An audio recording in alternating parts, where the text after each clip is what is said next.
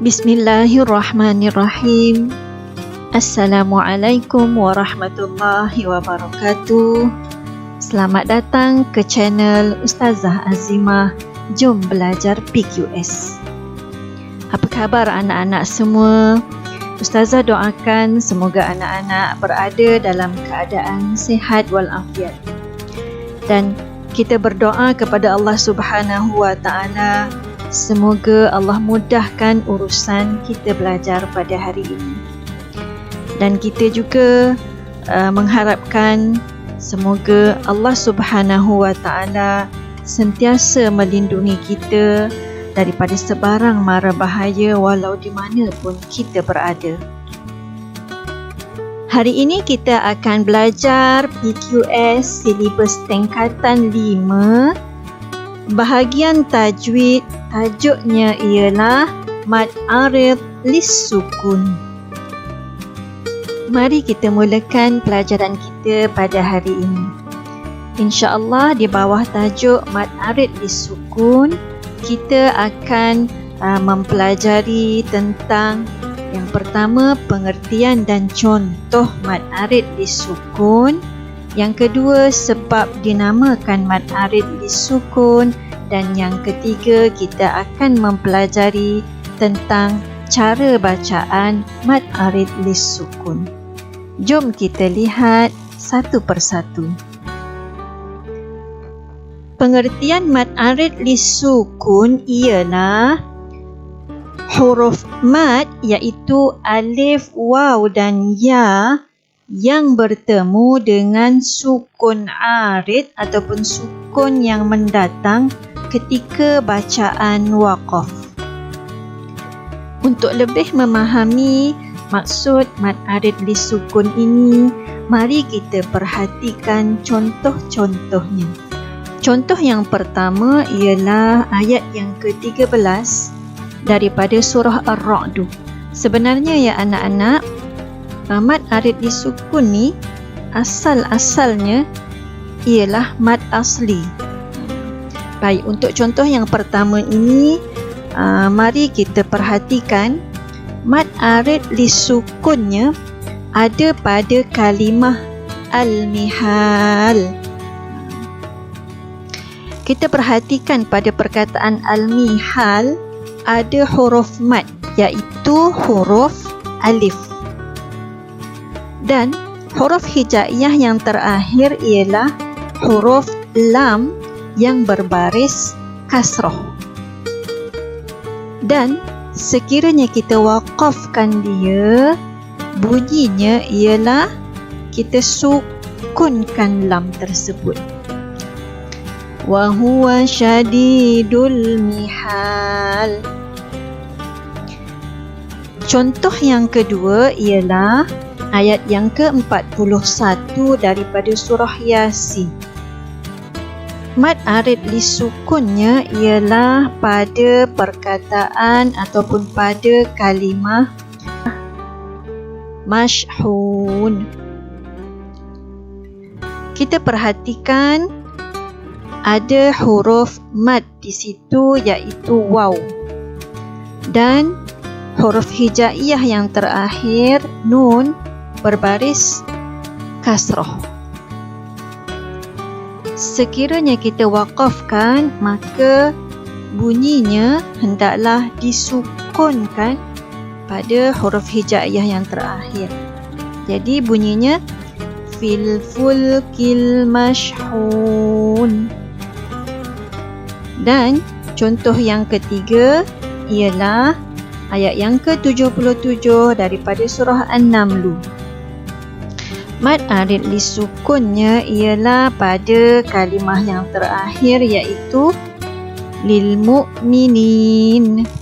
Kita perhatikan ada huruf mad iaitu ya dan huruf hijaiyah yang terakhirnya berbaris fathah.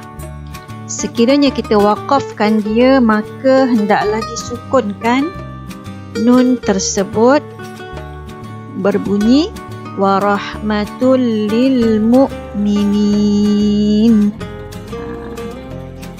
semuanya apabila kita waqafkan di hujungnya, maka jadilah dia mad arid lis-sukun, yang pada asalnya mad asli.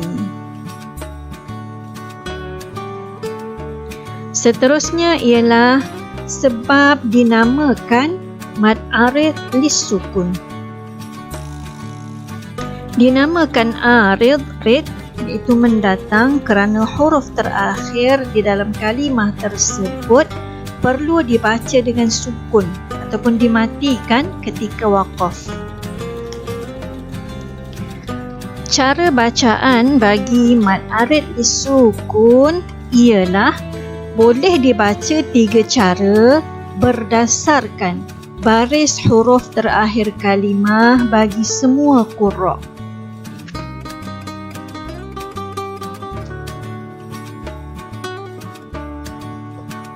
Cara yang pertama ialah apabila huruf akhir kalimah berbaris fathah. Contohnya pada ayat Rabbil Alamin. Contohnya pada ayat Rabbil Alamin.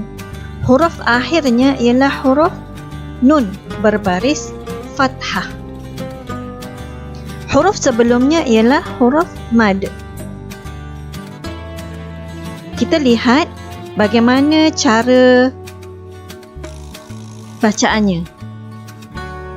Okey, yang pertama boleh dibaca dengan kadar 2 harakat. Okey, sukun mahdh. Apa itu sukun mahdh?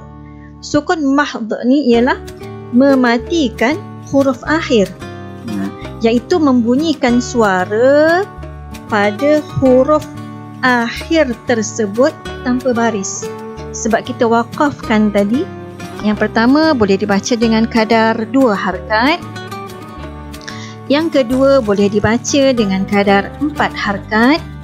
Dan yang ketiga boleh dibaca dengan kadar 6 harakat. Ada 3 pilihan ya.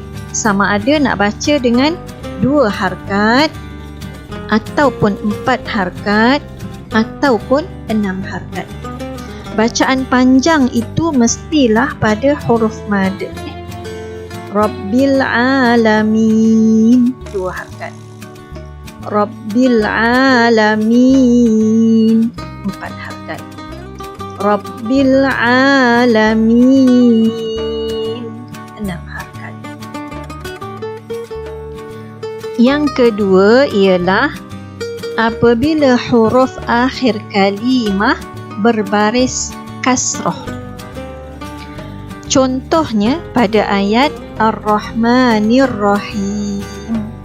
Huruf akhirnya ialah mim berbaris kasrah dan huruf sebelumnya ialah huruf mad. Mari kita lihat cara bacaannya. Terdapat 4 wajah bacaannya. Okey. Wajah yang pertama, sukun mahdh, dibaca dengan kadar 2 harakat. Yang kedua, sukun mahdh, dibaca dengan kadar 4 harakat. Yang ketiga, sukun mahdh, dibaca dengan kadar 6 harakat. Dan wajah yang keempat boleh dibaca dengan raum dengan kadar 2 harakat. Ya. Wajah yang pertama 2 harakat. Wajah yang kedua 4 harakat. Wajah yang ketiga 6 harakat. Dan wajah yang keempat boleh dibaca dengan raum 2 harakat. Baik, wajah 1, wajah 2, wajah 3 sama macam tadi. Okey, wajah yang keempat raum. Apa itu raum?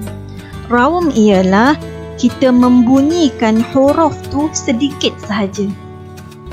Yang boleh dengar bacaan kita tu ialah orang yang dekat sahaja, bukan orang yang jauh. Ya, dengan kita menghadirkan bunyi tu sedikit sahaja. Saya hanya akan praktikal bacaan raum sahaja. Okey, begini bacaannya. Ar-Rahmanir Rahim. 2 harakat sahaja dengan kita menghadirkan bunyi mim tu sedikit sahaja. Ar-Rahmanir-Rahim. Dan cara yang ketiga ialah apabila huruf akhir kalimah berbaris dhammah. Contohnya pada wa iyyaka nasta'in. Huruf akhir kalimah ialah nun berbaris dhammah dan huruf sebelumnya ialah huruf mad iaitu ya. Terdapat 7 wajah bacaan. Wajah yang pertama dibaca dengan sukun mahd, 2 harkat. Wajah yang kedua boleh dibaca dengan sukun mahd, 4 harkat. Dan wajah yang ketiga boleh dibaca dengan sukun mahd, 6 harkat. Wajah yang keempat boleh dibaca secara ishmam, 2 harkat. Wajah yang kelima boleh dibaca secara ishmam, 4 harkat. Wajah yang keenam boleh dibaca secara ishmam, 6 harkat. Dan wajah yang ketujuh boleh dibaca secara raum, 2 harkat. Terdapat 7 wajah bacaannya. Boleh dibaca dengan sukun mahd, 2 harkat, ataupun 4 harkat, ataupun 6 harkat. Boleh dibaca secara ishmam, 2 harkat, ataupun 4 harkat, ataupun 6 harkat. Juga boleh dibaca secara raum, 2 harkat. Baik, sukun mahd saya dah terangkan tadi, mematikan huruf akhir ya, dengan membunyikan suara huruf itu tanpa baris sebab waqaf, kita sukunkan. Raum juga saya sudah terangkan tadi, membunyikan huruf dengan sedikit. Orang dekat sahaja boleh dengar, orang jauh tak boleh dengar. Ia dibaca dengan kadar 1/3 sahaja. Dan di sini saya akan terangkan pula ishmam. Apa itu ishmam?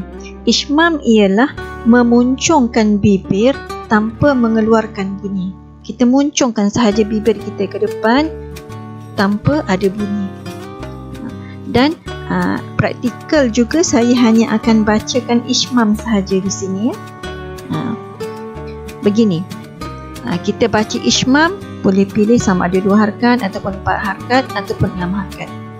Okey, ishmam 2 harkat. Wa iyyaka nasta'in. Wa iyyaka nasta'in. Pada huruf nun kita muncungkan bibir kita ke depan ya. Kita muncungkan bibir kita ketika huruf nun. Baik. Yang kedua, 4 harkat. Wa iyyaka nasta'in. Begitu juga pada huruf nun kita muncungkan bibir kita ke depan. Dan yang ketiga, 6 harkat. Wa iyyaka nasta'in. Setakat ini sahaja perkongsian saya pada kali ini. Saya doakan mudah-mudahan anak-anak semua dapat memahaminya dengan baik. Sekiranya ada apa-apa pertanyaan, anak-anak boleh tulis di bawah ya. InsyaAllah Ustazah akan jawab. Dan jangan lupa ya anak-anak, mohon jawab soalan kuis menggunakan link yang Ustazah telah sediakan di ruangan description di bawah.